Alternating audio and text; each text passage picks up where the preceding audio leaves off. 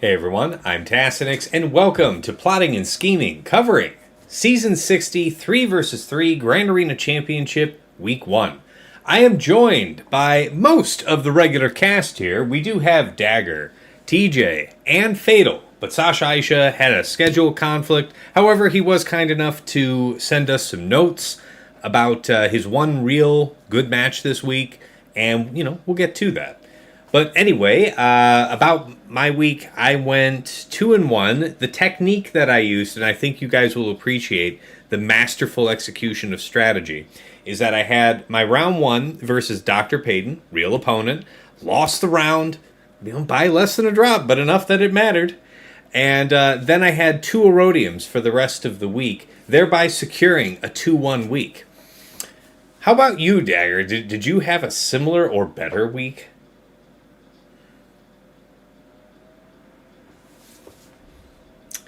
Something tells me we can come back to Dagger. Week was a mixed. No, my week was a mixed bag.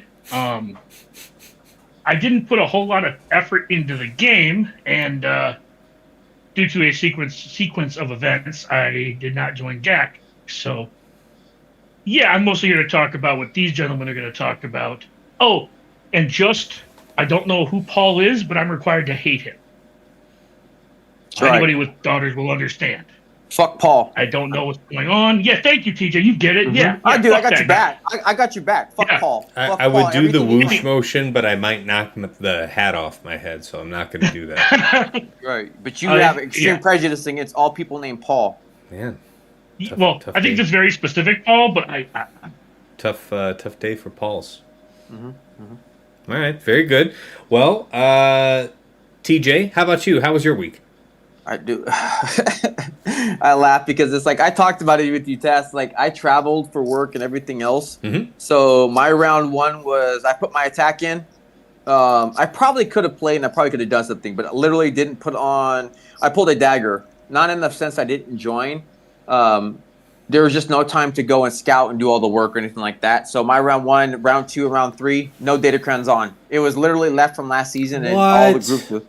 So, yep, I get to say I pulled it. I did go 1 and 2, though, and I did the Tassinix strategy. 1 attack on round 1, tried some stuff to see what was going to happen on round 2 because it was a pretty good setup for me just to try, knowing I wasn't going to have time because I was traveling home that day.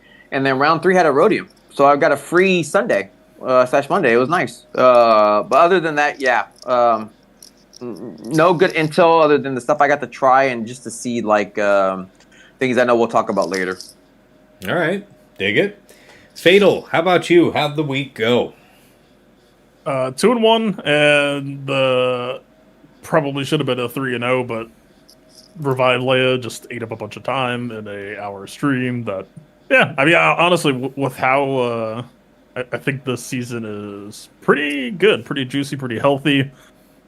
But I feel like one litmus sign of that is, can I do everything within an hour? And like pretty consistently, the answer was no. So I should probably start streaming for longer. But yeah, 2-1. Just a really, really juicy week. I just want to second something real quick. Go watch Fatal streams. I want to stress this. Just because, in my opinion, it's like, not to be a dick, but you're stretching what you can and can't do. And I'm not talking the realm of like your knife sisters, Fatal. That goes without saying. Some of the stuff you were doing was real cool. So it's not to be, biased or anything like that. But I got to catch a couple of them and I was like, oh man, that's a cool idea. Seeing the things you were just kind of just throwing out to see what's going to come back and it working out, that was awesome. All right. Well, yeah. And we will be sure to give a proper plug to Fatal when we're wrapping up, as always. But let's go ahead and get into the meta-analysis, guys. First topic, Balin's Skull. So, good counters kind of revealed themselves to be Slacker, Seer Malicos Maul, Riva. I guess I have the list up here. I've heard of the Gungans being used, and you can see here that on 53 attempts, this is sorted for Division 1...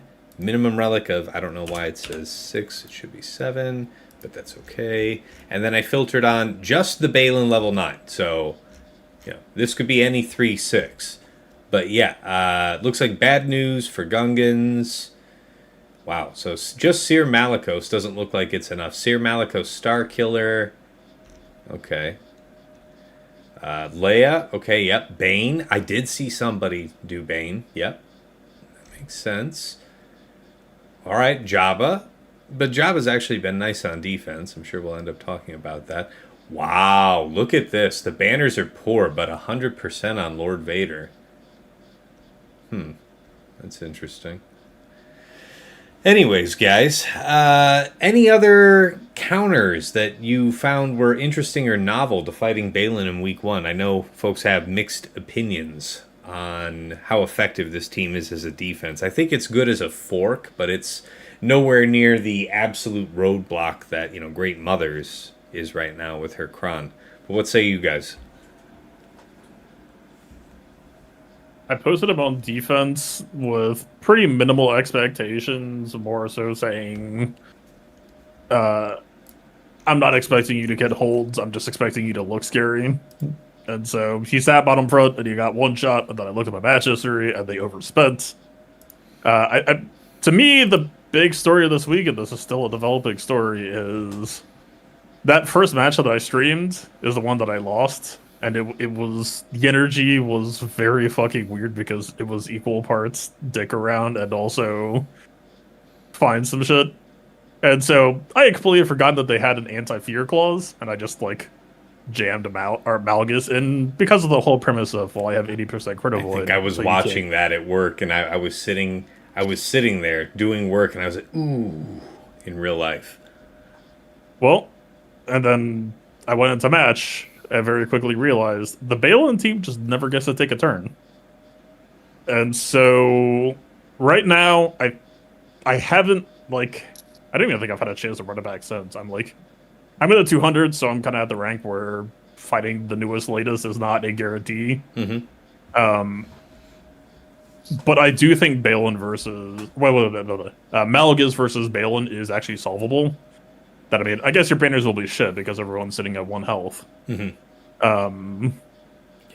But I think you bring Sith Assassin or Sith Empire Trooper, attack Merrick first, kill Merrick first, and then work down Balin.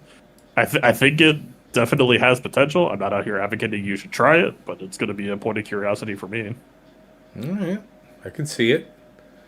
I think a lot of people are overkilling it. The people who I've talked to generally just Bane, Riva, just move on. That being said, I do wonder how the lack of reactivity will translate into 5v5. Because it does seem like it's open to a lot of counters. And the Datacron, I'm not saying it's not great, but the BKM Cron was so prohibitive when it came out that the reactivity on defense was kind of diminished a little bit just because of the power of the level 9. Mm-hmm.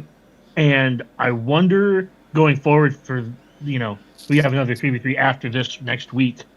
I wonder what we'll find, because this level 9 does not seem to hide the lack of reactivity as well. And I think Fatal's saying, I think there is a cheaper answer if people are willing to look for it and try it. Okay. What kind of makes you curious to try? I know you're really not going to have a lot of real opportunity for it, but what would you be game to check out? Depending on how good your Kron is, possibly CLS Han Chewie. That probably is just dead on arrival, though, for what it's worth. But it is something the burst damage might be able to take out Merrick off the rip, depending on what you're fighting against, and obviously, is it Kron dependent? Mm-hmm. Yeah, the Malgus one's super interesting. I hadn't thought about that. I was thinking more Starkiller, just like Xeris, Starkiller Xeris +1 with his Kron. Mm-hmm. Maybe even Afra to a degree. I don't know how that matches up in 3v3. Anyway, just things like that. I think that there are some Termino teams that have some play there. I can see it for sure. Wasn't it you, Fatal, who did Starkiller? But I might have tried it in the last match, but I think that's what it was. But I think you came back and clutched it. It may not be in you, but it's I watched one of the fights from one of the streamers, and I watched the Starkiller. No, I think it was you. It looks gross. It was you to start, and it looks gross, but you easily came back and rolled it back up with Starkiller. Now, it could have been Datacron, it could have been anything else, but it definitely was interesting to see where it's like, ooh, that looks bad. And then quickly you made it There it unbad. Yeah, so would have been a 52 on the I first won go. with the more dead. The opponent had 156% offense on their Kron, very good player. Right. And my Starkiller squad like had no real. I mean, I had a Ufu 2-turn starting immunity, so like I would have to review their kits. I don't know if like Balin Opener is an AoE Dispel or something, but the 2-turn DI might have been useful. It was just cool. It was cool getting to watch your fight and mechanics and even for you going through and diagnosing the fight as you're going, right, it still felt pretty well in control, minus having, obviously, Mary J die. Watching you mechanically go through the fight, it felt pretty fluid, and once you were back in control of it, that was it. They just fell over. But I'd also say I was watching your Star Killer basically almost one-hit knockout people as it was starting to hit. Your power started, you could really see like modding was just coming into play. Fair. Completely not relevant to 3v3, but I am curious to how Aiden stacks up versus this team in fives. I don't mean to pivot the conversation. Just No, there's attacking out of turn in Balin's team, so I mean I can see there being some penalties. Also with Death Trooper, if you can get somebody dead off the rip, especially if people default to Hondo. Anyway, sorry, that's more of a conversation for a different time. Sorry, my brain's just warring with that's 5v5. okay. I put you down that road. I'll take that consequence. That's fine. But, yeah, because I was just thinking about would Aiden handle it in threes. I'm like, not enough punch. But anyway, sorry. No, that's all right. Well, I guess my only other question here on Balin is week 2, are you guys thinking offensive application or still on defense? For me, I'm still thinking on defense because, again, I think his value is as a fork. So I'm going to hopefully see in my opponents them attempting a couple of different counters against Balin last week and then try and set up a fork for that. I think the question comes out to be if you're going to say if you're really going to try to swap it to offense and fighting the team, yeah, it goes for the durability, but it just feels slow. And I get that the whole idea is that the fight's going to go on and you have your team built and all that, but fighting it and all that, I had it for offense because, again, I didn't change anything, but I really couldn't think, and I was a fan of trying to, because it's Balin and everything, where I would actually want to use him to where it would be just an effective lockdown. So, I mean, I haven't gone through the piece of that. When I fought the one team that I went up against, and it was, like I said, it was relevant. It had good offense for the person I fought. I just took SLK. I didn't have time to think about it. I just wanted to see how it was going to work. So I did SLK with the sisters just to see what it was going to do. And it worked. I punched through, but everybody was dead besides SLK. So the damage was there. Relatively okay offense on the Kron itself. But when I had an offense and I was looking, it's like, what do I even test this on? What do I want to push the boundaries? And it feels like I don't know if anybody thinks anything different, but even on a fast one, it just feels very meh. Okay, I can feel that too. Yeah, I mean, I tried it offensively in a couple spots, not in Grand Arena, but just trying to feel for the team, and it did feel clunky, but there's quite a bit being left on the table by not being in Grand Arena, so I'm not trying to sit here and act like I've given it a fair shake. You figure if you're seeing an opponent that's reliably keeping JMK on defense, something like that, maybe you would consider. Maybe that's a temptation. Sure. But otherwise, yeah. Not that I'm going to get a ton of like reasonable testing, but I do plan to save it for offense just to get a feel for the mechanics. I think you have the luxury, which is nice. And I also think you'll get more out of it if you're, game to do the same when we do get back to fives. But yeah, I don't know, because the core three seem pretty locked here in threes. Although I think I did see you, Fatal, put Malikos in the mix instead of Marok. Did you like that? How did you feel about that concentration? In hindsight, it was a bad call just because I kind of underestimated how willing people would be to just overkill him on site. And so, in that sense, I basically just donated Malicos for free instead of Merrick being there instead. I think if you're trying to take the team seriously and the wind starts blowing towards cheaper counters existing, then maybe Malicos becomes interesting. But for the time being, I yanked him back to LV by the end of the week. Mm-hmm. I mean, I don't feel great about LV and Malicos either, but at the very least, you get the opportunity to make Bo-Katan owners go gambling with their lives, and at least, I mean, my whole theory of crafting style is no free rides and just a general air of hostility. And LV Malicos, even though it doesn't really trade well 2/3 of the time, 1/3 of the time, I can achieve that, so I'm okay with that for now. Fair. Okay, well, next topic here are fleets. Your preferred solutions to the Executor punishing one fleet, whichever composition you fought, and if you did see it, alongside Leviathan on defense. Now, I did have this in round 1, and I did stick... Hold on, I did stick with something that I think would be tried and true, so... Went with Profundity with Mark 6 from Leviathan here against his Leviathan. And then, yeah, there absolutely no need for Mark 6 in your Leviathan versus Executor. That's cool to see. Yeah, you can see that the banners for Profundity are suspect. Yeah. But also my first time doing it, so... I was going to say, it looks like possibly a bad luck run. I've been doing it a lot in the arena just to get used to it, because it's obviously, in my opinion, when you've got it worked out, regardless of relic level and everything else, it's a pretty consistent counter. Mm-hmm. And my arena, obviously, the climb is painful, so it's like, I'll just take this because it works. It looks like... would you say it is? I have been able to do it every single time. Now that I've got it worked down, I haven't had a problem. As long as you follow the steps correctly. But I've go ahead.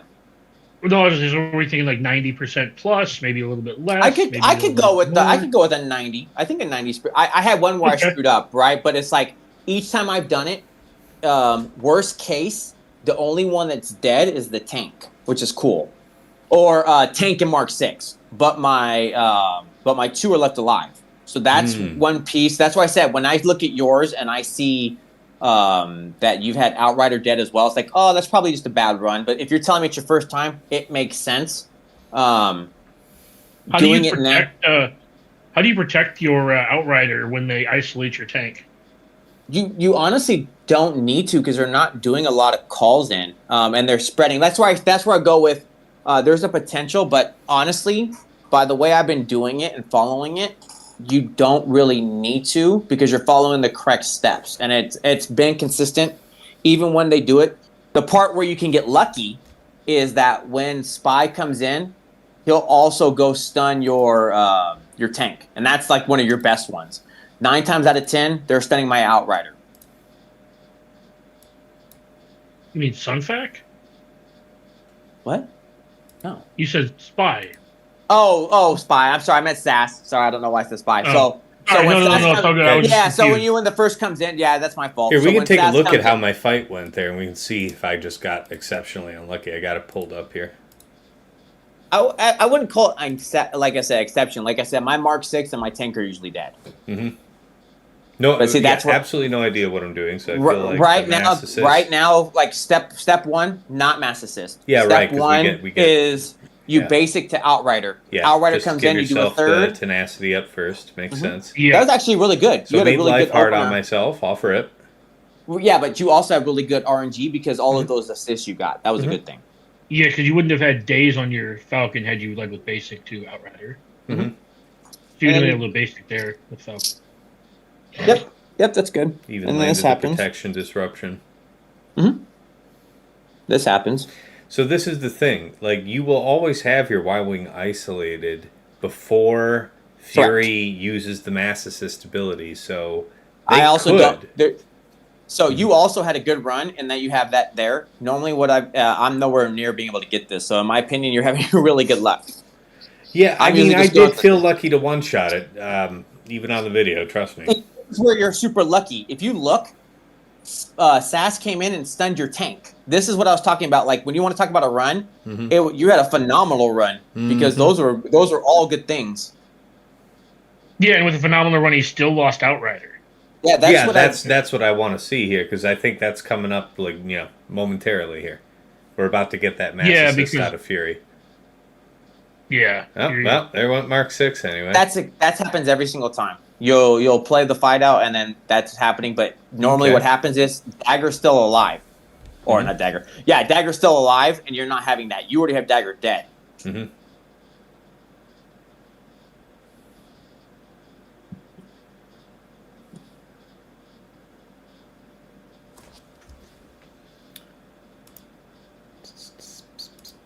Yeah, this is like a phenomenal little setup. All of your assists are happening. You're just having good times. This is not the normal fight. Boom. There. Yeah. So that's what got me. The Mark 6 coming in, just brapping it. I honestly don't get to the point where the Mark 6s come in. Well, for the most part. I can accept that because I did, It might have had to do with your opening basic that you didn't do. That might have been the gap. Yeah. I would probably say that. Basic? Yep. Yeah. I would say that's fair. Said, I watched your fight and I'm like, man, these are all the things I want to happen. I have the other side of things. I dig it. Yeah, just looks smooth enough where I might start trying this in arena just to get some practice at it. I guarantee you will thank yourself, Dagger. When you do it.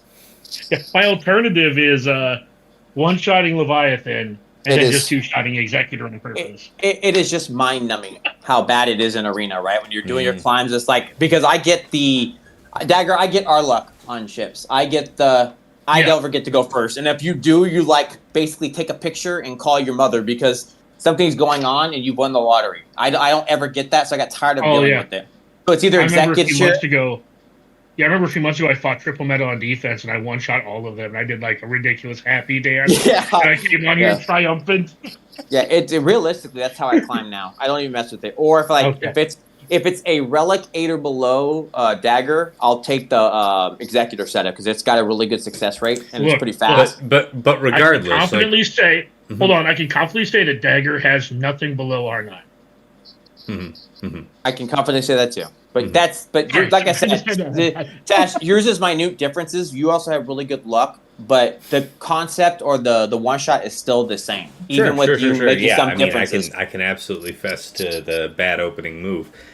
But what about you guys though? Did you see anything interesting as far as a solid one shot for, in particular, this defense? Because I feel like this is the toughest defense we'll be seeing in the near future for the fleet meta.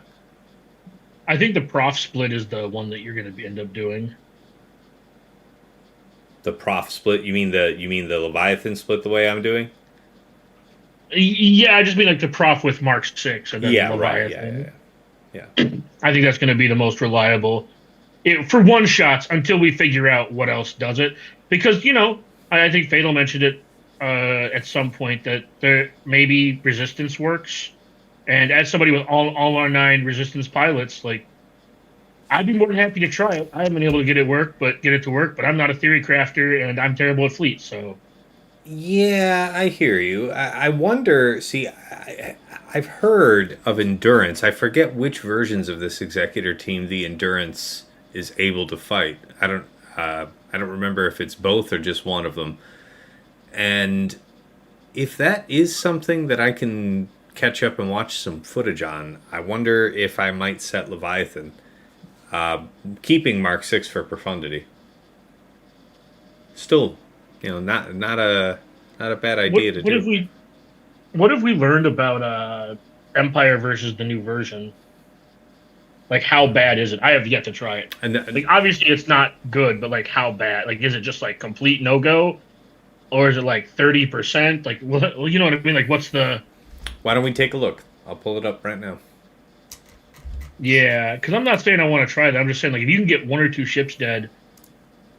I'm going to tell you, I actually set, so remember a test, I didn't change it, right? Mm-hmm. That tricky setup that was used against you with SAS starting and Dagger, I had that left in. Unimatrix. Well, I guess we'll take a look at it as triple first and see what people were doing. We'll say Division 1. I guess that's all we really need to say after that. So target about 50, 45. 64, 60, Okay. about 65% on the negotiator. That's interesting. So the Empire ones look decidedly worse. Yes. Okay. Yeah, because I was just trying to figure out if there was a way to employ the Empire fleet in a meaningful way, because I don't like that fleet on defense. Mm-hmm. But I also like it just overkills the crap out of whatever the third fleet your opponent places, I guess. Kind of cool that somebody, at least a third of the time was getting it with malevolence. It's kind of neat. I'd be more interested in. Well, so what about the Houndstooth start? Oh, Does that look at check this. the? Yeah, we'll check that out in a minute. I'm just trying to see if there's anything. I haven't noticed it there. There's an endurance. So endurance doesn't seem to care for triple attack. Also, just don't worry, people. We did a lot of show prep I did show prep about a bunch of other stuff, but I did more than you did. You know what? You can eat shit. Yeah, that's right. Yeah, I don't have to take that from you. I don't have to take that from somebody who's Ezra's R8. Yeah. Below the belt. Okay, so yeah, better odds for endurance against Houndstooth up front. Okay. Yeah, and so people were supposedly setting. Well, look at the 65 on 26 battles. There's even another version if you scroll down a little bit. Mm-hmm. There's another version that did okay as well. Mm-hmm. Oh, Empire's a no fucking go here. Okay. Yeah. There's no yeah, good. there's Leviathan with no Mark 6. Yeah, your malevolence is sunk. Look at this. What is this magic? Okay, so it looks like I'm not going to be setting Houndstooth up front. Yes, I think that is what. Because, yeah, this should not be possible in this way. What kind of budget bullshit is this? I think it's something that I'm not going to be permitting. So, yeah, that's going to be a rule for week 2 here. I don't think I'm going to have Houndstooth up front. All right. Any other observations for you guys, fleet-wise, this week? Yeah, I was gonna tell you, if you go look at my round one, remember I didn't change anything. So I was what I was going through. If you look at it, and he didn't clear this, so like don't look at mine. Just look at the defense. So remember when we do the SAS with the dagger setup, SAS? I didn't change it. So look at what happened. No, watch the fleet. Now watch, because he did a retreat. He tried to go in. Mm-hmm. I've got him. See the turn. You see, I'll do more turn meter gain than you, he said to himself. And then he Not never having cleared this dagger fleet. up front. So it's interesting to see doing that different setup that we were doing before, because what happened and everything. But watching, there was nothing. Yeah, no, he done goofed. That's it, right? And it held strong. So it was cool to see that this little trick setup, if you want, is a different alternative. Because if you decide to set Leviathan or whatever, or even if you don't, then because if you look, mine's a retreat, which means he got a fresh fight and still got just beat to shit. Wonder where his dagger was. You must have fought it, right? Because his dagger wasn't on Leviathan. I never got in. Yeah, you never needed to go that far. Okay. All right. I never won. But that was cool to see that what it would look like, man. So that option or that alternative was pretty badass. Okay. Mm-hmm. Anything we haven't covered here, Fatal?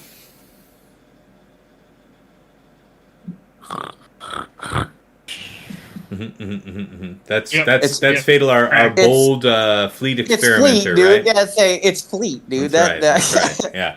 Okay. All right. Next item here. So I do appreciate the click the push to talk button just to intentionally snort. That's just A+ content. Fair enough. I deserved this. This was fair. Yeah. All right. Next item. Any interesting... I go hard on ground for the privilege of being able to dissociate whenever people start talking about fleets.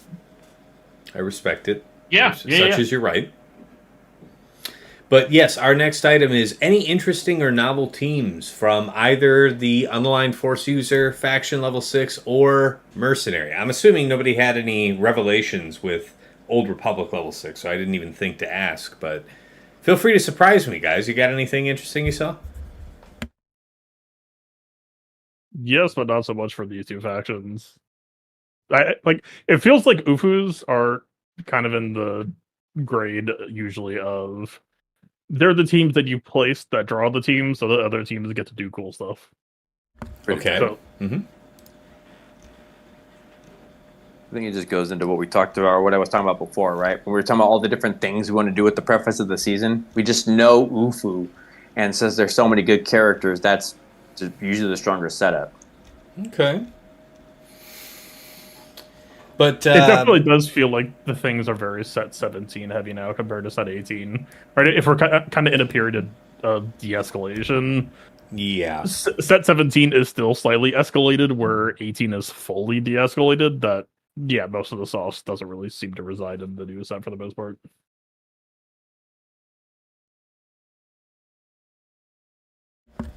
no other. See, I didn't really see anything good either. I set Hondo the one round, dash Hondo L3, just to have it. Didn't do anything impressive. I wonder about Sortie L3 Hondo. It's not a lot more interesting, but a little bit more. And then I also wonder, you guys, I think it was you, one of you guys that was talking about Afra getting tucked in with Balin possibly, which would free up your murder droids, and I wonder about the Sortie Kron with your murder droids. I wonder if that's any kind of thing. But that's all theoretical. I didn't really see anything interesting myself either. So, what's the Afra angle for Balin? I didn't come up with it. I heard one of you guys say it, and that's the only reason I was thinking in that Sortie direction. But who wants to defend that thought? Versus Balin. The only thing I brought up was Afra versus Balin, because the cooldown increase seems kind of brutal for them. Because they rely pretty heavily on their opening onslaught. So if you were able to increase... That goes back to the Balin conversation of, like, if you're able to increase their cooldowns, you might be able to get one of them dead before they take a meaningful turn. All right. Yep. Makes sense. All right. Next item, guys. Big unlocks here this week, especially if you put forth the bit of cash to have Padawan Sabine unlocked here for week 2, so you could have both Ezra Bridger Exile and Padawan Sabine. Here's the initial setup that I kind of went with for Ezra Bridger. I was watching a few content creators. I went with speed health. I've seen folks be north of 370 in the speed set, so admittedly, this isn't my very best effort at being as blazing fast as possible, but I tried to balance out a little with a little bit more health, right at 100,000 on the nose at Relic 8, and then about 7,500 physical offense, which is not a bad at from speed set. So that's... I mean, to be fair, his base speed is 195, so, like, if you were to put him in a speed set, he's like... I don't know if he's still a top, 10 fastest character, top 5 to 10, but there was a time not very long ago where he would have been, and when I say not very long ago, I mean, a year. So he's a very, very fast character. So putting him in a speed set's probably not the worst. Treating him like Jedi Cal is probably reasonable, at least to begin with. I went with a speed and health set as well, but I went offense primaries, not health primaries, because I'm not poor like Tass. So at R9, he has 90k health with offense primaries. All right. Fair. But yeah, I think you can switch a couple of primaries around if you push him to R9. Also, okay. Tass and I had a conversation earlier about how these new characters all have relic amplifier level things within their kit to incentivize additional relics. Yes. Oh, Siege has been doing it for almost 2 years now. I would argue of realizing, hey, there aren't that many good tanks left to wait for people to R9. We need to start making Relic 9 make sense for a variety of units that don't have the tank tag. Which is why, I guess, to my everlasting shame, I do have Shin at Relic 9 for this week. Man, I gave her Relic 9 too, and I would take it. I'm not saying take it back forever. I would postpone that shit by 2 or 3 months. I can see why you would say it. It wasn't super duper urgent, but I kind of wanted it, and I kind of could. And I'd already gotten Balin done, so it was kind of these two are always going to be together. Treat yourself. Yeah, now he doesn't I have was one happy for to see it. Sabine or Ezra. Yeah, I was happy to see an attacker with R9 scaling. Mhm. You know what really would have been neat for me? Just there's this character called Fulcrum, and I hear that a lot of people are going to be placing her R9 soon. You know what? Soon. Hey, she's not out for like a month, man. That due date is not here. I know, but I was a fan of it. I know Tass had it for a while. I had R9 Fulcrum back when the Primus Seer. I don't have any R9s, but Fulcrum was one of my R9s I've had for a long time. But Guy then with again, 70 Dagger R9 says he Dagger doesn't have already talked shit to you about it, but it's like I still dig what Fulcrum could do. Her damage was cool, so it's like I R9 her a long time ago.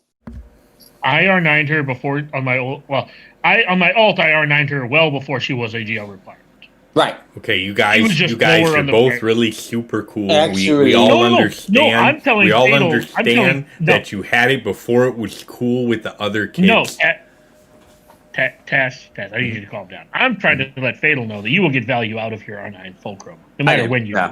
Yeah, I really dig her. Like I said, I've had her like that. And the only reason I say it's a big deal for me is unlike Dagger with his alternate account or Tass who can free nilly spend on every R9 and stuff like that. I'm a thrifty whale, so my numbers are nowhere near everybody else's. I'm not in the 15 million club or anything like that. I have minimal R9s, and she's one of mine. So that's the only thing I'm saying. Just like Tass talked about, what do you do with Padawan Sabine? I don't know. She's still 6-star for me. But if you go look at my Ezra, he's R8. So to be clear, TJ's talking about he has minimal R9 sitting there with like 7. Yeah, just bare bones Jones. Yeah, for sure.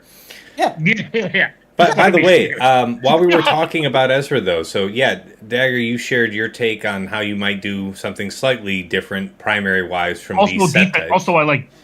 Also, I told you this before. I like defense set. So did I, and that's what I was originally thinking as well. But I'm more constrained on those than the health sets. So here we are. What about the rest of you, though? Any other takes on the modding? I don't know if this might be dipping into your secret sauce with some nefarious plan you have, Fatal. But feel free to tell me if you guys have any restrictions. I don't really do proprietary shit unless I think it's just going to create a cool, enjoyable moment, meaning like I'll talk about it in 2 or 3 days. No, I think offense is not necessarily a trap, but it's like his fourth most important stat. So Ezra, when you actually like look at his kit and everything he does, there are like 2 main things that his kit isn't built to deal with. The first is stuff like crits, or I guess technically like percent health ignoring. But the big thing that worries me is like what Jedi Stun flying around right now. I think a very common thing to try to deal with him is going to be shit like stun locking him. Right? Like I think there's going to be a period where Rey Ezra catches a lot of people who weren't prepared by surprise, and there's going to be a period of adjustment. And so I think in the meantime, like, I don't know how appropriately costed or not this is, but I think that's something like JML with Jedi Stun could probably... Because, like, JML versus Rey in 3v3 has historically been kind of spotty, just because that Rey ult hits different in 3v3. Yeah. But Jedi Cal with the offense reduction, if you park in that stance during the Rey ult, can kind of get you through it. You know, you fall back on old JML trappings. You got your GMY shielding that you can fire up during Rey ult as well. There are ways to get through it, and Ezra is not equipped to deal with set 17 with all the stun lock spam from Jedi right now. That, as good as this character is, because I will tell you right now, my current knee-jerk day 0 reaction is I think this is the best Conquest character we've gotten. He does not have a solution for somebody saying, I don't allow you to play the video game. And so I think speed is his most important stat. And then, I think bulk probably comes in second, of just like trying to buy him more time. And then... Honestly, I haven't... To your point though, Fatal, I haven't felt this energized by a Conquest unit since Malicos. I legitimately think he's stronger than Cat. It's close, because Cat is just like a bundle of really good stats and then a win con on top. But this character genuinely just does it all. Is incredibly fun to play. And most critically, like, is fairly plug and play, even though it's not entirely true. But like, not man, he's kind of just down. He is very much a Commander Tano or a C3PO of, you can just chuck him in with a lot of stuff, and they will broadly usually be interested in some of what he's picking up and putting down, if not all of it. So you're telling me that Cat, Ezra, Vandor is going to be a Ray team in 5s? The problem with here, Ray Cat is cursed by Starkiller, unironically, which I guess Ezra adds foresight, so maybe it's less cursed. But honestly, I oh shit, I don't have the modding in this week. Damn it. I think no. Well, I pulled the plug on hot details at the last second because the automate was stuck for some reason. I was actually planning to run Starkiller against Ray Ezra this week, with the caveat being that you need to sandbag your Mara speed. Because if you run like ye olde standard Mara modding and you ram your face into AoE Foresight, it's not going to be good for you. But I have run fast Starkiller in the past, and I haven't done Mara under Starkiller in the past, but I think that conceptually works here, where if you get your Starkiller high enough to be competent to, get that unavoidable AoE out, you clear the way for Mara to then just play like normal Mara Starkiller, I think you might have a stay there. Mm-hmm. Yeah, well, hopefully we'll hear what you think about that next week. Ideally. Yeah. All right, let's see here. So we seem to have an agreement, at least where we're starting out with Ezra. Of course, all of this subject to when the Ahsoka kit actually comes out, which I think we are some weeks away from yet. So my guess is second week. Remember, the CG fucks off like the third week of December, somewhere between the second and third week of December. So I expect Ahsoka before then. Probably first, second week of December. Yep, would be my guess. Okay. All right. Dig that. All right. And now talking about Padawan Sabine. So I did take her up to Relic Gate. Just over 300 speed, offense, crit chance sets. I did put her in a potency primary cross with a crazy 6% plus percent offense on it. So crit damage triangle. So yeah, we're just under 110% potency, just over 10k offense, 93% crit chance. For having a crit chance set on her, you really have dog shit crit chance added. I appreciate you. Thank you. Yes, I don't think she really needs some of the better ones, but I take your point. No. I'm amused by you have like 3.2% additional crit chance outside. I'm amused that you're talking shit as a Chromium player. Yeah. I am in Chromium, the same as you. Chromium League. He's referring to where you sit, sir, not your guild. You disgust me. But anyways, guys, I don't know that I necessarily have plans for her, but this just seemed like a reasonable initial setup. How about you guys? First, in terms of setup, and then application plans, if any. I have her in a potency small set. I don't have a potency cross, but I do have her like at 90-something%. High 90s in potency just with secondaries. I also have her on 105% crit chance, which I think is like reasonable. I also have mine at R9, so that's like an extra like 3%, 4% crit chance than where you're at. Well, I'm just saying I'm getting some of the stats from the relic is the point I'm trying to make. So yeah, I'm around 98% potency, 105% crit chance, 10-5 offense, looks like. A little under 10-5 off. Dig it. Mm-hmm. And then I have a health cross on her. Ooh, yeah. Really nice. Really nice. That's a good get. Yeah.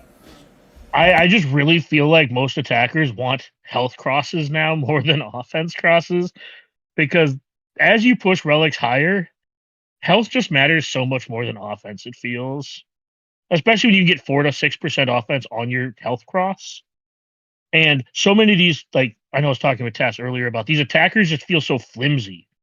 Where if you can just get that extra bulk on them, they feel a lot less flimsy. I can see that. Maybe the potency won't be as good. We'll see. How about you guys? Fatal TJ, any divergent thoughts on the initial setup? She is 6-star. I will get her A lot of good you are, man. What am I going to use her for is my problem. And I've watched some of the testing and stuff like that. Oh, don't get me wrong. She's going to be an easy RA candidate. I'm not pulling that away because obviously it's built in. We talked about it. But I think when we talked about the roundup of what's happening, I see application today for Ezra. I don't need to have my GL Ahsoka there. Ezra has use. That's where it's like Fatal calling out is like, this guy has legs. He has a really well-built kit, and there's places to use him and what he's going to do. She will have legs, but I can't see immediate application. So if I can't see that, I'll get her 7-star and I'll have everything set up for it. But it's like right now, I couldn't see where to put it.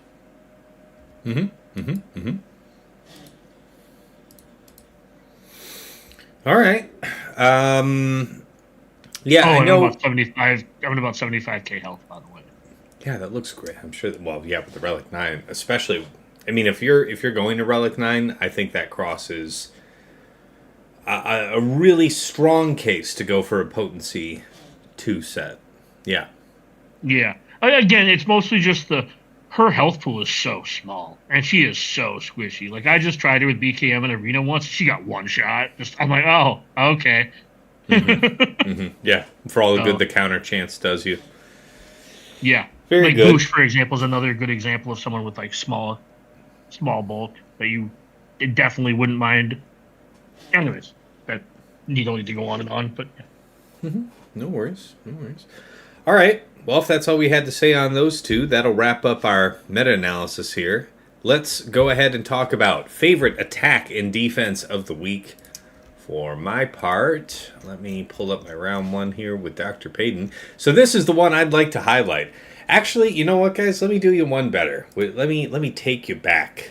Take you back to the start of the one legitimate round of combat this entire week. And you all know the love and care and attention that goes into my Afra. I went in with a set 18 Crown that had, I want to say, high crit damage on it.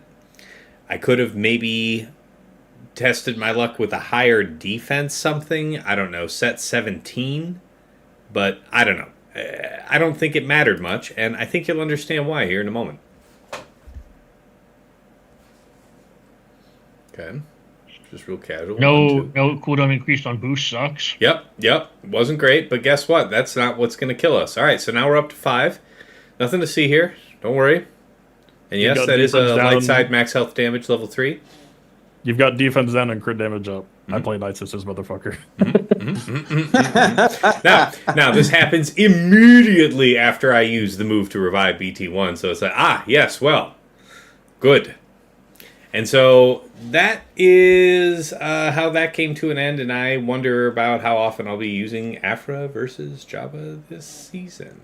So, yeah.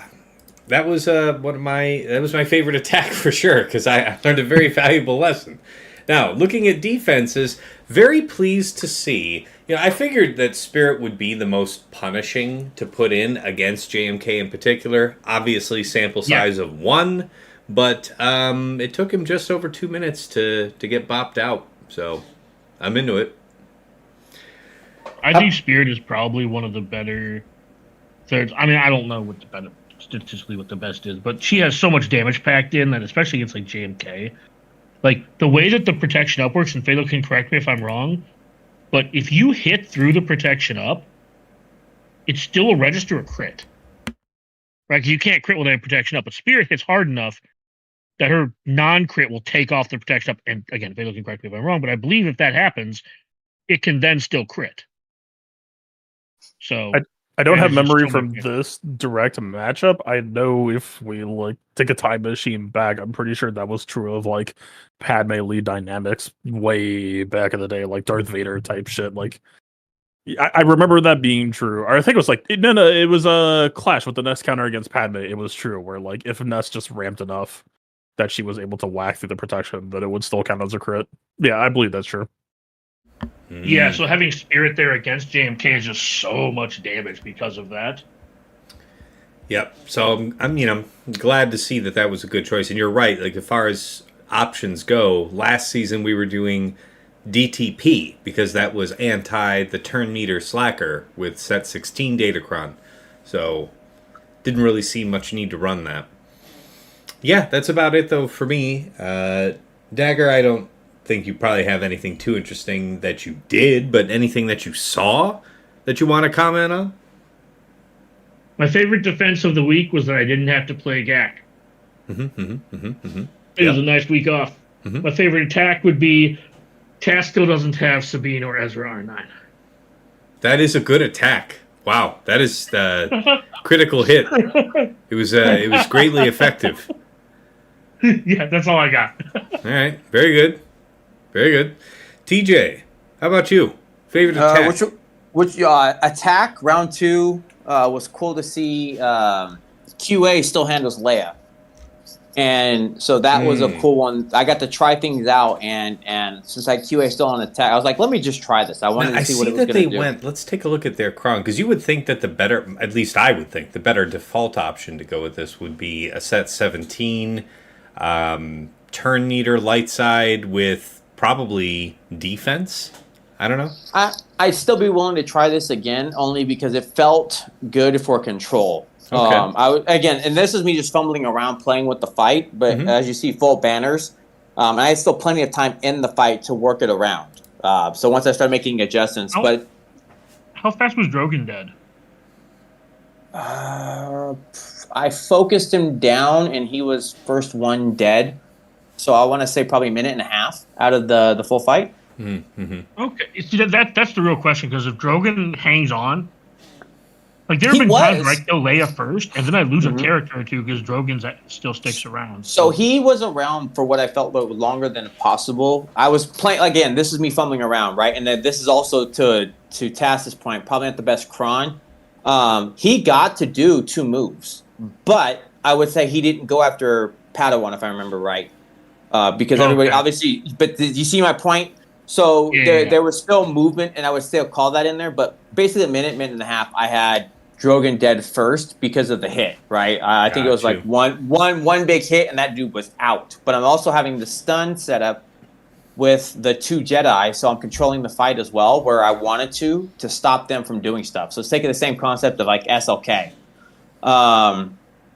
Same regard, and I saw what he did, and I'll tell you where I screwed up. If you look at my fail with JMK.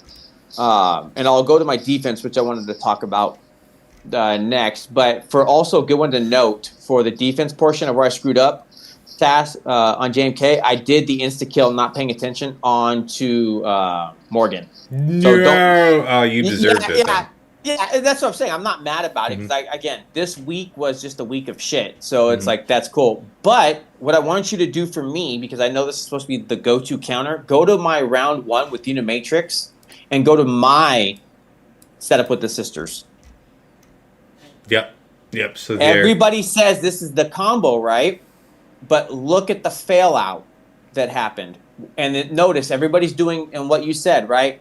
Because in my opinion, and what I want to try next is I want to try Gideon back against Jabba again. I feel like with the 3 in there, that's going to be a great Jabba killer because I think Jabba's going to be what we're going to see. So I thought somebody wiped out on Fatal's Jabba using DTMG Gideon, and I was gobsmacked because that was rock solid last season.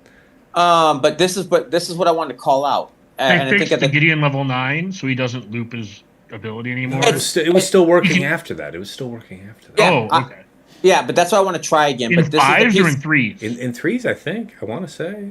It fixed it for 5s, and it still worked in 5s because you had enough damage. Oh, is that true? So it was bugged the whole life of 3s, last 3s? Okay, never mind. I believe that's accurate. Round 3 of 3s, I believe, last time it was corrected, and it was a scary fight, but I want to try it again. But that's also set 16 Datacron, and we don't have that now. So, but either way, what I wanted to call out for this is at the top, we know the go-to right now is the SLKR with the Marin and the zombie. That's like the known. Look at the fail out. And what I'm calling out for this is I think with the DP in there, I think that has a pretty good factor to do something with it. So that was what I thought was interesting for my fight, is because the go-to was supposed to be SLKR, and SLKR got held up pretty well. Yeah, So- for Also sure. worth mentioning. C timed out. You go back down really quick. Yeah. Mm-hmm. If you took a better C team, I wonder if that might be doable. Would it now? I would hazard to say that maybe the DTP setup. I don't know how it does against Spirit, because that amount of I don't think damage. it beats Spirit. Yeah. Spirit probably doesn't beat. Yeah, but it was just cool to see, right? Because the one I know of, and I know we're practicing it all over the place, is the SLKR. But seeing SLKR with Marin and Zombie with the zombie setup, Yeah. fail out. Great Mother's Cron? What's that? What's the Great Mother's Cron here? Mine is nothing fancy. No. The one. Oh, gotcha. No, this is nothing crazy. No, so this goes back to what Tass and I talked about, where we're building up tenacity. So I was picking up tenacity everywhere I could because of. Mm-hmm. But the offense wise and everything else, no, I don't have none of the goods. It's just So I think if you find a night, like, I'm just trying to reverse engineer the C team because it timed out. So if you take another damage dealer or something that is a net positive, or maybe not even set, because I've had C fights where it takes too long because the sides actually take turns. So my concern, if you don't take the dark side tank, is they've got free reign to fuck you up. So unless you're telling me, like, take a crew or something else, which I don't know what crew's going to do. If you're not taking some kind of dark side tank or something else, you're giving them free reign to just eat your team up. Mm-hmm. Well, I'm thinking like C1, right?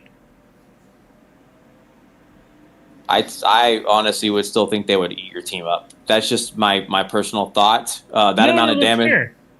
But I know why you're trying to say it, right? You're trying to. Well, your Cronin team lack a lot of the punch we were talking about. So I'm saying in these cases where your opponent doesn't have a ton of offense on the Cron and is DTP and not Spirit.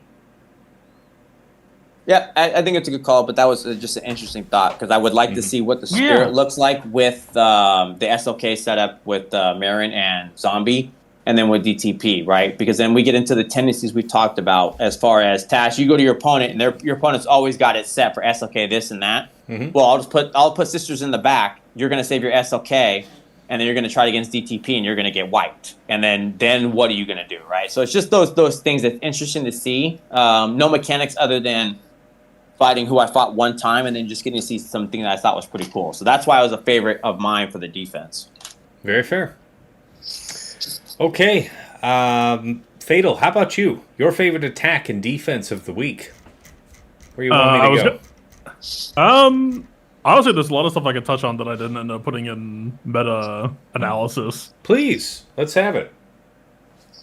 I guess I'll just go round by round and, like, rapid fire ping pong between them. Sure. So at the top, Nicer versus Jabba feels very good right now. I also have a Nicer versus Jabba on defense side of this round that I stonewalled, because the thing that is good for Nicer right now is also very good for Jabba. It's not like a god tenacity cron, but I have like a 90%-ish tenacity cron with dark side regen on resist, and it's like somewhere halfway down. Yeah. Just a full Stonewall, full health Jabba. It's not even an R9 Jabba or anything. Just, yeah. You do the legwork, and I mean, I'm kind of shocked because, like, kind of the running course of my match history, and it seems like a lot of people just aren't really doing this counter that much. If you are interested in this counter, I think you play both ends. Yeah, I think you run Tenacity Jabba, Tenacity Cron, regen and resist. And then for the Night Sister side, I think you have to either bring a Tenacity or Potency Cron to do some level of subsidization. The regen and resist has always been god tier for this counter because you built a Tenacity Marin. No one else is built for a Tenacity, so this is Marin-specific regen because the person that you want to stay alive gets regen. Everybody else can go fuck. It's, pretty much exactly where you want it to be. But, like, nobody's really using it against me. I hear that a lot of other people aren't seeing Night Sisters get used, so this seems like an opportunity to rack some pretty free wins as long as you do your due diligence. I mean, every Night Sister fight this week was pretty much textbook, I want to say. I fought one, like, mostly Tenacity Jabba, but I think he still went down because he did not go regen or resist. Balin versus, or well, no, Malgus versus Balin. I did not get to work on this more, but I did have someone else in my Discord who pretty easily got Shin and Merrick down, trying it on their own. So I think the rest of resolving this counter is just going to be, I don't think you can leave it to Balin last standing. I think you kill Merrick first to get rid of the regen. I think you work on Balin next while you're keeping the Fear Infinite loop, and I think you probably have to race out Shin before she tries to kill all your characters being at 1 health. But I think she uses her smoke screen first, so she doesn't do a damaging move. So you're probably okay. Yep. But yeah, I think there's legs here. Leia Pow did pretty well for me. I had some pretty convincing holds throughout the week. Held to SLK Malicos, held to Inquisitors with no deaths, not even to death mark or anything, which you take those pretty happily. I did some goofy stuff in match 2 and match 3. I posted Ray with gas and got a hold against Malicos, which is, I don't know. I don't know anything about Malicos in offense, but that was amusing. Yeah, no crits allowed, no fun. Yeah, usually it's kind of underwhelming without either Starkiller or Maul or at least crew to shield, Malicos. So I'm not surprised this lost, I guess. Okay, yeah, I believe that. I buy that. Match 3, again, kind of just leaning into my scammier side. This Ray team is See, this is what your round 1 opponent used to clean up your Leia, and then this guy opens up using Reva at the start of round 1 and just eats it. Reva for no deaths in a matchup where you're supposed to be, or expecting to be drowning in Deathmark is, this is why I like cutting R2 so often, is because R2 causes so many Deathmarks that I really, again, my ethos is no free rides, and that's not to say that Inquisitors probably can't do something against my team, but my POW is like speedless, 3 defense set, 4 protection primary. You want this character, come fucking earn him. Like, yeah. Again, just trying to be as hostile as I can be. Saw Gerrera, I think, is going to be my biggest shout out of the week. That, I was pretty mid on his Kron, and I got to experience some of the heat on offense, just messing around with him. Yeah, let's see. I don't know, man. It's again, we're kind of in a de-escalation period, so something that comes off as mid. I mean, I still expect that he'll probably just like melt to Treya, but yeah, I posted Saw corrects.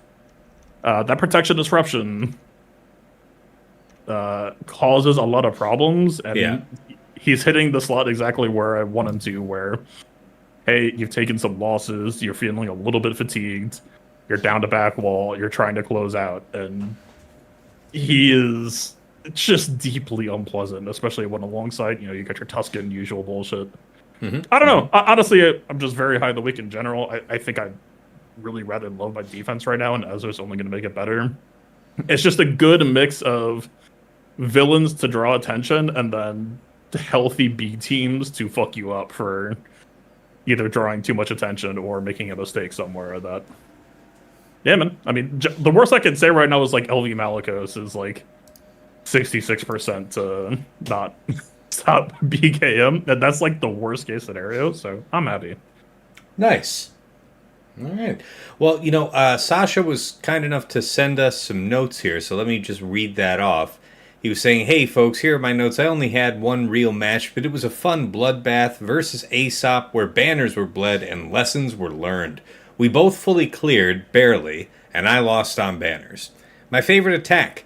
For the first time ever, I'm going to cite a fleet battle here. Aesop, may he rot in hell, set both Leviathan and Executor on D against me. I set my own Executor, so I had Leviathan and Profundity to play with. For those of you that don't know this already, I hate fleets, so the prospect of having to take those two down was so unpleasant that I didn't intend to even attack them until I saw that Aesop may have been stuck and kept from clearing himself. Spoiler, he did eventually clear. Anyway, Leviathan versus Executor and Profundity versus Leviathan each worked nicely, and I'll willingly admit that I hated fleets just a little less that day. Side note, CLS, Han, and Chewie felt good in the moment as it tore up Aesop's Hondo on defense. But once the battle ended, I felt pretty bummed not to see better defensive viability from Hondo. Same thing with my Seer, Malicos Maul versus his Balin squad. Each counter worked well enough to leave me disappointed in the defensive squads. My favorite defense, 3 vs 3 Tuskens, is still very much a thing. I set mine back wall and they almost prevented a full clear. To Aesop's credit, he was able to eventually snipe out Chieftain and get a 4-shot against the depleted squad, but set 18 Darkside Thick Crons fit nicely with the Tuskens. Side note, I tried setting Dengar with Lord Vader and Royal Guard, but it was still beaten down by Aesop's BKM, making me a sad panda. So, now is a good enough time for us to turn towards talking about wrapping up here, the takeaways and final thoughts. I will kick us off here with Sasha's comments. As I mentioned above, I'm not so sure about Balin on defense. It feels like this meta has enough other viable defensive options that he may be more efficiently deployed on offense. I hate doing that in the first month of a new squad like that, so I may not do it myself, but the logic is apparent. In the Swugga equivalent of Where's Waldo, I was looking forward to seeing how everyone would place Dengar. In my one match this week, I think Aesop played Where's Dengar pretty well by placing him with Darth Revan and Malak. I used BKM to one-shot it, but it was a bit sketchy, and I don't think I could have gone much cheaper. As mentioned above, I threw Dengar with Lord Vader and Royal Guard and got the same BKM trade. Looking forward to playing Where's Ezra? Just kidding, I know he's with Rey this week. Just a question of who's chaperoning Rey and Ezra. Really? So is he possibly thinking about not having Ben Solo there? To some profitable use? Interesting. Sorry to miss today's recording, but I look forward to rejoining next week. Tass, I actually like your hat. Dagger, don't be afraid to tell Tass how you really feel. TJ, looking forward to hearing about your testing in round 2. And Fatal, whatever you end up doing with Ezra on D this week, please remember that each one of your opponents has a family. That is, the end of that is just chef's. Just fantastic. I love you, Sasha. You are a wonderful human being. That's a good one. That is indeed a good one. He is the best of us. Quite literally. Yeah, he is top of the heap. Yeah, that was the reason for saying it. Yeah. Well, hey, since you're already yapping anyway, how about your takeaways and final thoughts here going into week 2? Yeah, I'll just say that I am slightly pleased to see Dengar not lighting the world on fire. I am also sad to not see Dengar light the world on fire because I would like CD to stop fucking making this L9 for random tunes because it's toxic. And I look forward to curb stomping some toddlers for a couple of weeks in 3s and maybe getting something out of it besides just boredom. All right. Also, Task, your hat sucks. Oh, I thought I was just about to get by without it. But there it is. There it is. All right. You checked the box. Very good. TJ, your takeaways and final thoughts going into week 2. Well, hopefully I get to actually play. It'd be nice to actually do it. I think the other key one will be how and what does Ezra do? I know Fatal's very high on him, and I do think there's a lot of use of what he's going to do and where he's going to end up. I can see him in multiple places. So that's kind of like question 1, and then getting to look at the data to see how we can upset some of the things like we talked about with the mothers, even the ships, and then obviously there's things I want to try. I expect it'll be Ezra with Rey for a majority. I'm most likely going to be trying that as just it's easy. We know it's going to go there. We know it has legs type thing. And then I want to know, does Starkiller beat that, right? Because I think the Starkiller Kron feels very good. And the little things I got to do, I was like, let me see how it works with the setup. And I felt pretty strong walking in with the level 9. It felt pretty damn solid. Mm-hmm. Other than that, I think we get to see what it's going to look like. I think there's going to be some good shakeups, though, based on the data. All right. For my part, I'm thinking about just trying to have a couple of my staple defenses are probably getting torn up. Like Trench, I wasn't super impressed with. I only had the one round, but Trench, Django, Watt didn't look that great as a defense, so I'm reconsidering keeping it. I mean, you couldn't go back to Trench, Dooku, Watt, which was previously the go-to for 3 versus 3. But even then, I'm still thinking about it. So really a high work week for me scouting-wise. I'm really going to be paying attention to how my opponents attacked and just trying to set up something nasty on the bottom front wall. And I think like Fatal, I'll just try and have, challenge teams up front with, just tricky, lesser teams behind it. I don't know that there's a ton of value trying to tuck a big surprise in the back wall. So, I don't know. But that's kind of what occurs to me. And Fatal, how about you? Your takeaways, final thoughts, last thought for the people. This season I think is really. I already like 3 or 4 weeks ago said I think this is going to be a banger season, and then I would say it's almost delivering even more so than my expectations were. Like I'll always say this. I know I was historically around a top 20 player, and then I'm like fucking around in rank 200, and I know I have advantages in some or many ways that I know I have a combat advantage that makes me somewhat privileged, or of course you would think that way type shit. But no, man, it's just been like the defense is chugging on all cylinders. You can see the fatigue at work. The ideas are working.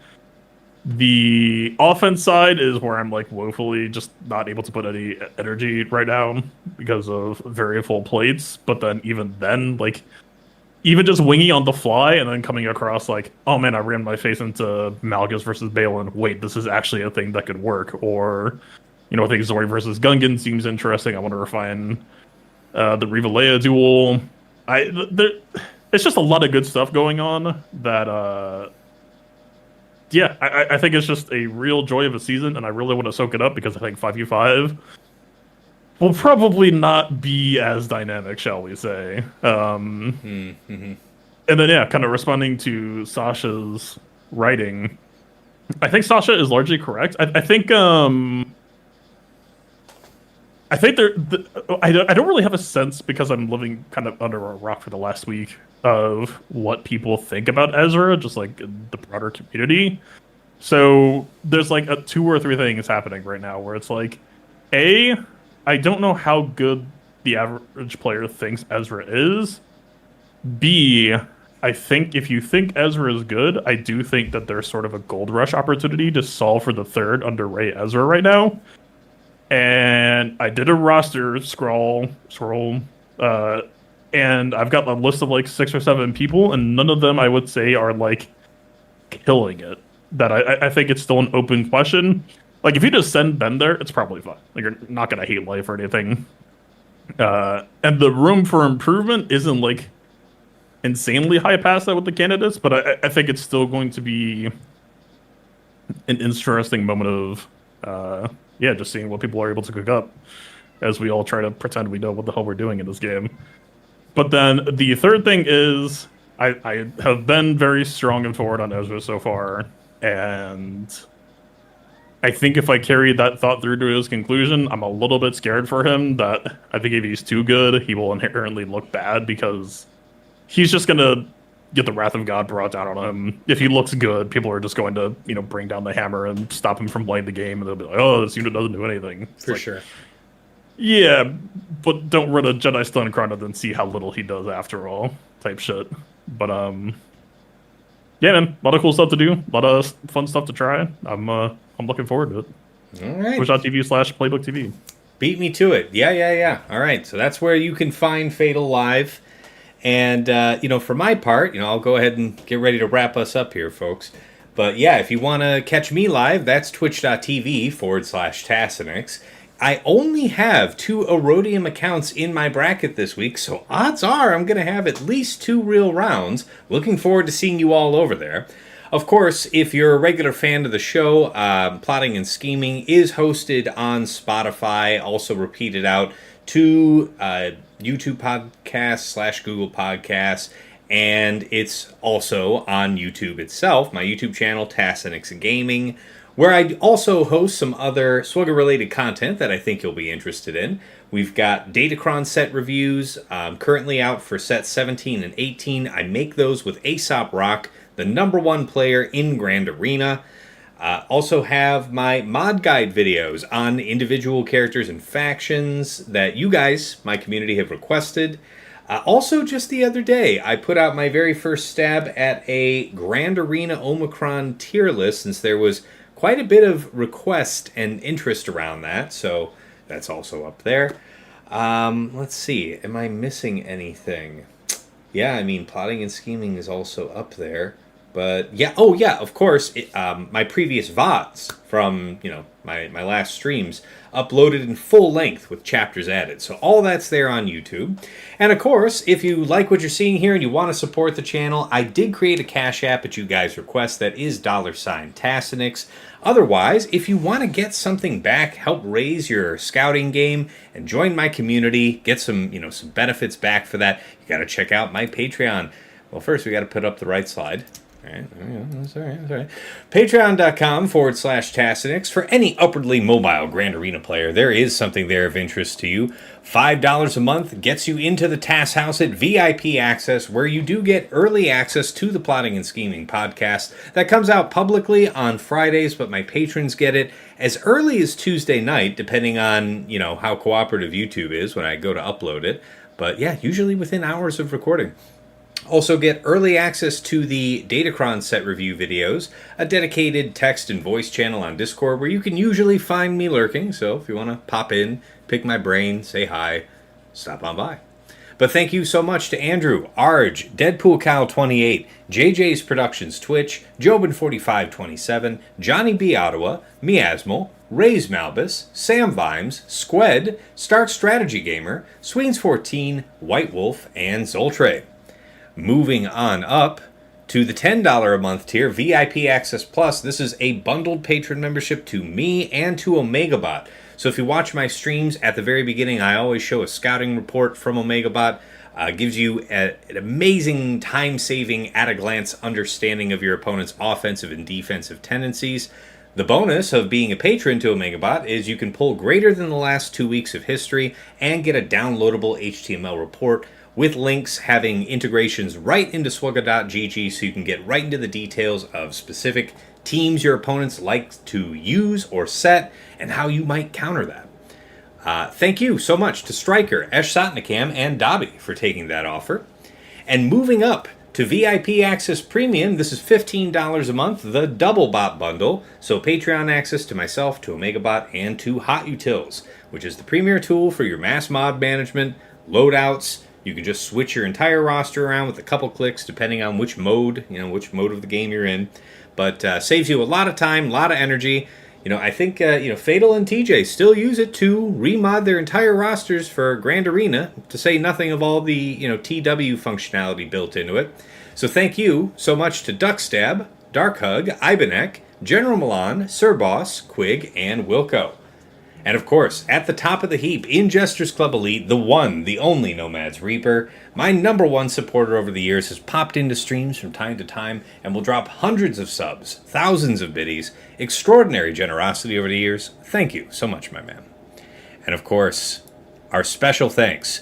First up, to Yoda Force, one of my original supporters way back in the day, got me the microphone I'm speaking to you on right now, and even though he's long since quit the game, we remember him fondly from the other side. To Mrs. T, my wife, thank you for your good works in the background, keeping our increasingly growing, ever-destructive child from utterly destroying the home whenever I'm attempting to be halfway decent at a phone game. So thank you so much for running that interference. And of course, to my co-hosts here on Plotting and Scheming, Dagger, TJ, Sasha Aisha, and Fatal. As always, gentlemen, it is a pleasure and a privilege to record our show every week together. I learn things, you learn things, the community learns things, everybody's a winner. So thank you for being part of this successful recipe, and I wouldn't change a thing. All right, coming back over to the main scene.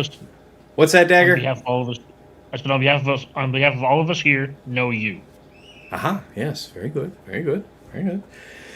Well, that does wrap us up. You've all survived week 1, the debut week of Set 18. Hopefully you have some refinements, lessons learned of your own to apply, and hopefully we've given you some other things to chew on. But we'll see you here, same bat time, same bat channel, to go over week 2. And until then, it's been real. It's been awesome. It's been real awesome. Take care.